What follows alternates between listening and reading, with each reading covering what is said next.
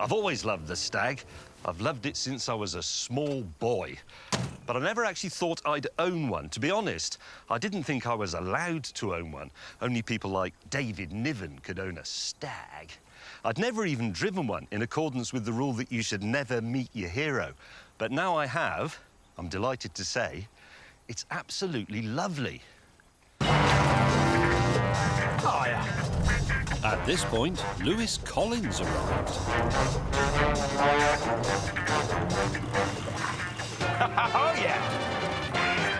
Yep. I am now the proud owner of a 3-litre Mark I Ford Capri. Is it a GT? No, GXL. Why didn't you get a GT? Because this is better. Not really. Before I had a chance to argue, Clarkson arrived, having already made a mistake.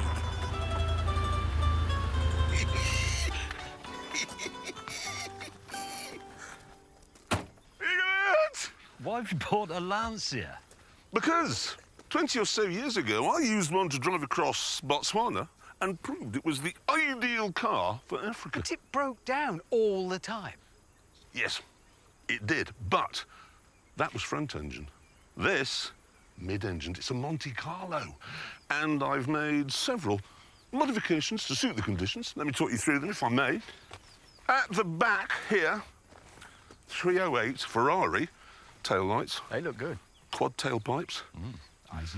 Delta Integrale wheels, Delta Integrale headlamps and grille, and then Lotus blue paintwork. Wow, does any of that make it more reliable? And, you know, we've been doing this for... 112 years. Yeah, 112 years. I've learned a few lessons. So, inside, I have replaced the leather seats, which get hot, with cloth seats. Yes. And a sort of Alcantara racing steering wheel.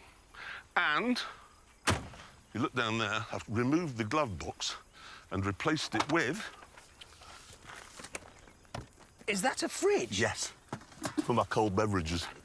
For my zesty drink fridge. Wow. It's actually quite good. Does any of that make it more reliable? No, but I'll be more comfortable. You will have a cold drink whilst you wait at the side of the road. Yeah, it so makes I like the your many thinking. breakdowns more bearable. No, it's pretty. It is absolutely breathtaking. Beautiful. I've modified my Capri too before shipping it out. Have you? I have, as you can see, painted the bonnet black because look at it. It's beautiful. Is it a GT? No, GXL. Why didn't you get a GT? Because this is better. It isn't. Well, it is. It's like a GT, which is good, but with more, which is better. Mm-hmm. What? I remembered that from the GXL because they put the wood look dashboard in it. Correct. I think we've discussed this in the past. The We have. GT is for sport, the GXL is for meetings. This is exactly right. You need to understand your Ford badge hierarchy. My dad had a GXL Cortina because he was a managing director. My dad had a GXL Cortina. Both of your Meetings. dads, powerful, influential men who picked from the very top of the tree. Everybody likes a Capri. Modifications, James, to your Stag? None. What? None whatsoever. Why Oh, would wait, you? wait a minute. You're not telling me it's still got the original engine? It has. Mr. Clarkson raises a good point there.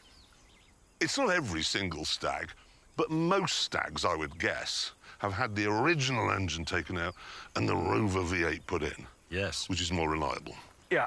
The original Triumph Stag V8 is incredible because it's found so many ways of overheating and destroying itself, because it's not just one. Casting sand left in the blocks fills the galleyways and then bang, overheats. They overboard it, they bored it out, which made all the waterways smaller, so it overheats and goes Yeah, down. it's two ways. The clever thing is, 2 banks of cylinders, Yeah. V8, they only put a temperature sender on 1 bank, so at least you don't know when it's overheating. Oh, so if the other bank overheated, the first you'd know of it was the bank collector. How do you open the bonnet on this? Round this side. Look at the wear on that handle. It's worn the badge off with the picture of a bonnet open. Pull it from the middle. Shit, it is the original Triumph engine. That's a rarity. Right, ladies and gentlemen, come and have a look, because it's the last time you're going to see that. Original, but still shit.